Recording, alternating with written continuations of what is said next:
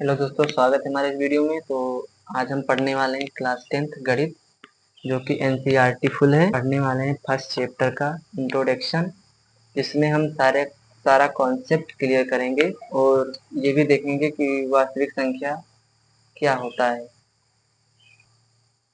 तो आप देख सकते हैं कि हमने एक चार्ट बनाया है, डिटेल में पढ़ेंगे। तो वास्तविक संख्या, सभी संख्याओं को हम वास्तविक संख्या कहते हैं, आप ऐसा कह सकते हैं।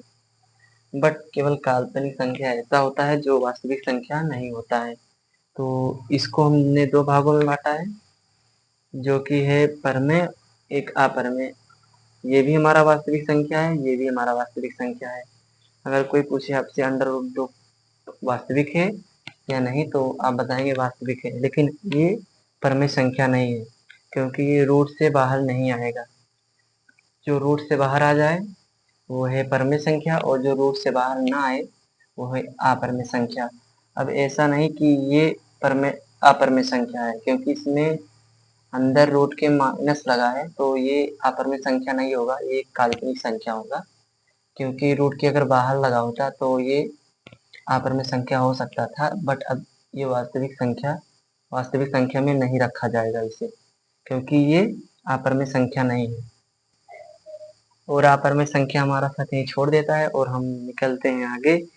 तो आगे मिलता है हमारा, इसे भी दो भागों में बांटे हैं, एक पूर्ण संख्या, एक भिन्न संख्या। पूर्ण संख्या वो होता है जो पूर्ण पूर्ण होता है, वो माइनस माइनस का भी होता है और प्लस का भी होता है। एक बात और, उसमें ये मत भूलना, जीरो। इधर इनफाइनाइट गया है, माइनस से इधर और प्लस से इधर भी इनफाइनाइट जाता है। लेकिन भिन्न संख्या ऐसा है जो केवल बटे में ही रहेगा, ना कि उसे एक दो लिख सकते हैं। तो भिन्न संख्या हमारा यहीं पर खत्म होता है। फिर पूर्ण संख्या को हमने भी दो भागों में विभाजित किया है, जो कि है ऋण पूर्णांक संख्याएं और पूर्ण संख्या, जिसे ऋणात्मक पूर्णांक कहते हैं। तो ऋण पूर्णांक संख्या सारा हमारा माइनस होता है, और पूर्ण संख्या जो हमारा ऋणोत्तर होता है वो 0 से स्टार्ट होता है, और ये एक दो डॉट डॉट करके गया है। इसे भी हमने दो भागों में बांटा है। एक है हमारा शून्य या पूर्ण संख्या, इसे भी कह सकते हैं, बट शून्य कहेंगे तो सही रहेगा। और एक ये है प्राकृतिक संख्या, धन पूर्णांक जिसे कहते हैं, जो एक से शुरू होता है, जिसे हम गिनती भी कह सकते हैं।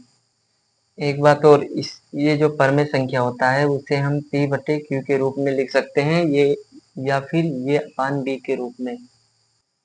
तो इस चैप्टर का कंसेप्ट कहता है कि इसका कंसेप्ट क्लियर रहे तो कोई भी सवाल आप कर सकते हैं। तो इस चैप्टर का कंसेप्ट कहता है कि इसका कंसेप्ट क्लियर रहे तो कोई भी सवाल आप कर सकते हैं। इससे दो ही क्वेश्चन आते हैं, एक एलसीएम से या फिर एचसीएफ से, और उसे करना रहता है अभाज्य गुणनखंड विधि द्वारा। और एक होता है जो अंडर रूट 2 अपरमेय संख्या है, सब सिद्ध करने वाला रहता है, प्रूव करने वाला। इससे इन दोनों से क्वेश्चन ज्यादा बनता है। किसी भी बोर्ड के हो तो देख सकते हो आप। और अगर कोई डाउट रहता है तो कमेंट जरूर करना।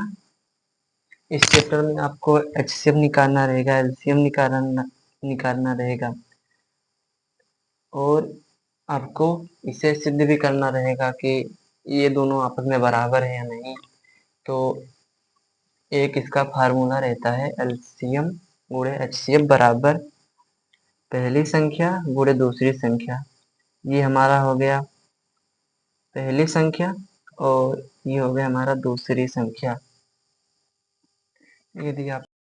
यदि आपको एचसीएफ निकालना है, ये भी दिया है, ये पहली संख्या भी दिया है और दूसरा भी संख्या, तो आप इसका दूसरा फार्मूला इससे बन जाएगा। अगर ये निकालना है तो इसे हम एचसीएफ लिखेंगे, और इसे बराबर, ये मल्टीप्लाई में रहेगा, इधर आएगा तो डिवाइड में आ जाएगा, भाग में, तो ये बटे में हो जाएगा।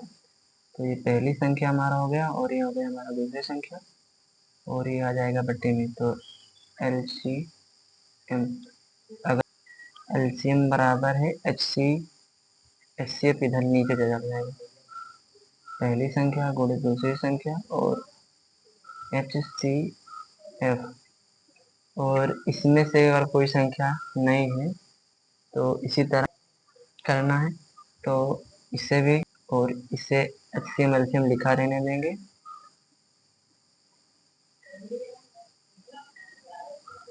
HCF LCM बटे B दूसरी संख्या। अगर हमें दूसरी संख्या निकालना होगा तो दूसरा संख्या HCF गुणे LCM बटे पहला संख्या।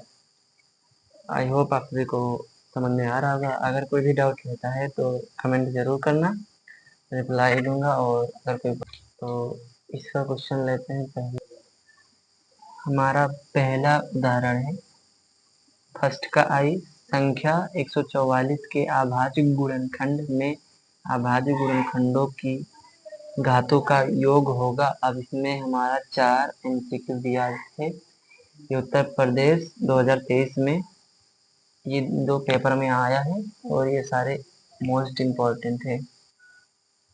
तो हमने सवाल लिख लिया है 144। अब हमें इसका घात निकालना, जो भी घात आएगा उसे जोड़ना है। जोड़ने के बाद जो भी MCQ मैच करेगा उससे करेक्ट कर लेना है। तो सबसे पहले इसे 2 से काटेंगे। तो एक्चुअल में इस तरह करना नहीं है, बट आप अलग इसे रफ कॉपी में ऐसा निकाल सकते हैं। नहीं तो अभी आपको हम बता रहे हैं किस तरह, इस तरह भी निकाल सकते हैं। 144 लिखेंगे, फिर इसका 2 से कटेगा तो 7 7 आ जाएगा और 2 72 हो जाएगा। फिर 72 को काटेंगे तो 36 दूना 72, फिर 36 हो 72 हो जाएगा। फिर 36 18 दूना 36 हो जाएगा। फिर 2 से काटेंगे, फिर 9 से फिर कट जाएगा, फिर 9, फिर 3 से कटेगा, 3 त्रिका 9, फिर 3 से कटेगा। इस तरह भी इसी तरह आएगा, देख लेना। फिर इसे 2 से काटेंगे, 2 से काटेंगे तो 7 दूनी 14, 2, फिर 2 से काटेंगे तो 2 से काटेंगे तो 3 6, और फिर 2 से काटेंगे तो 36 18 दूना 36 हो जाएगा। फिर 2 से काटेंगे तो ये हमारा हो जाएगा 9। फिर इसे 2 से काटेंगे, 2 से नहीं कटेगा, 3 से काटेंगे तो 3 त्रिका 9, फिर 3 से काट दी तो 2 2 4, 2 2 4 और 2 2, एक घात 2 3 4, 4 घात 4 4 1 2, 4 2 6। अब हमारा आंसर कुछ इस प्रकार आएगा। 2 का घात 4 हो गया गुणे फिर 3 का घात 2। अब इन दोनों का घात जोड़ना है तो 4 + 2 बराबर हो जाएगा 6। तो हमारा क्वेश्चन लगभग सॉल्व हो गया है। तो हाँ, बट इसका आप लिख सकते हैं, नहीं तो मैंने शॉर्टकट में जल्दी बताया है कि वीडियो लॉन्ग ना हो। तो देख सकते हैं 6 आंसर आ गया, तो हमारा ऑप्शन डी करेक्ट है। तो इस बार हम HCF निकालने वाले हैं, उदाहरण नंबर पहले का दूसरा। तो इस बार हम दूसरा करने वाले हैं 182 और 78 का HCF होगा। तो सबसे पहले हमें गुणनखंड द्वारा इसका HCF निकालना होगा। तो हम क्वेश्चन को लिख देते हैं। वीडियो ज़्यादा ना लंबा करने की वजह से मैं पहले ही लिख लेता हूँ। तो इसका सबसे पहले अभाज्य गुणनखंड निकालेंगे। तो सबसे पहले ये 2 से कट रहा है तो 2 लिखेंगे, और 9 दूनी 18 और 2 का नंबर 9 दूनी 18। तो इसका आएगा 9 9 दूनी 18 और 1 दूना 2, तो 91 हो जाएगा। और 91 13 7 91, तो 7 से कट गया और 13 करना 13। अब हम करेंगे 78 का। तो 78 का कटेगा इसका भी 2 से, तो 2 से तो 6, 3 दूनी 6, एक इसका हो जाएगा 9 दूनी 18। तो आ जाएगा, तो हमारा आ जाएगा 2। फिर उसके बाद में 13 39 39 बनता है, तो फिर 3 से काट देते हैं, फिर 13 से। तो इसमें हमारा कॉमन आ जाएगा 2 और 13, और जो कॉमन आएगा इसी को गुणा करके गुणा करके हमने लिखना है, तो 13 दूना 26, तो इसका हमारा आंसर हो जाता है। जो हमने भी क्वेश्चन बताया था, तो अभी आप देख सकते हैं कि उदाहरण नंबर 4 में वही आया है। लिखा है किन्हीं दो धन पूर्णांकों ए और बी के लिए, अब वही फार्मूला इसमें लिखा गया है। ये बराबर होगा है मासा और ब्रैकेट में मासा को ये और बी दर्शाया गया है। पहली संख्या दूसरी संख्या है और ये फिर बी है। तो ये ऐसा तो हमने नहीं पढ़ा है। अगर ये मल्टीप्लाई में है, गुणे में, तो नीचे आ जाएगा भाग में, बट ना ही यही सही है, इसमें सारे में गुणा आ जाता है, बट इस तरह नहीं था। ये भी हमारा बी बराबर इतना नहीं होगा, ये भी गुणे फिर ये भी, और ना ही यही होगा। हो सकता है, लेकिन इसमें कामा लग गया, यहाँ पर गुणे का निशान होता तो ये सही होता, और ये वाला सही लग रहा है। ये गुणे बी मासा, ये भी फिर गुणे लासा, ये भी, तो ये वाला हमारा सही लग रहा है। तो ये आया भी है, देख सकते हैं 2023 में, और हो सकता है फिर आए।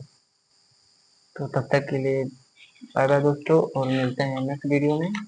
इसका एक्सरसाइज सॉल्व करने वाले हैं, ये का पहला एक्सरसाइज सॉल्व करने वाले हैं। और पसंद आया हो तो लाइक कर देना, और चैनल नए हो तो चैनल पर सब्सक्राइब कर देना। और इस बार हम प्रश्नावली पहला का ये का करने वाले हैं, तो सब्सक्राइब कर लेना अगर आप पढ़ाई कर रहे हैं तो। बाय बाय, तब तक के लिए।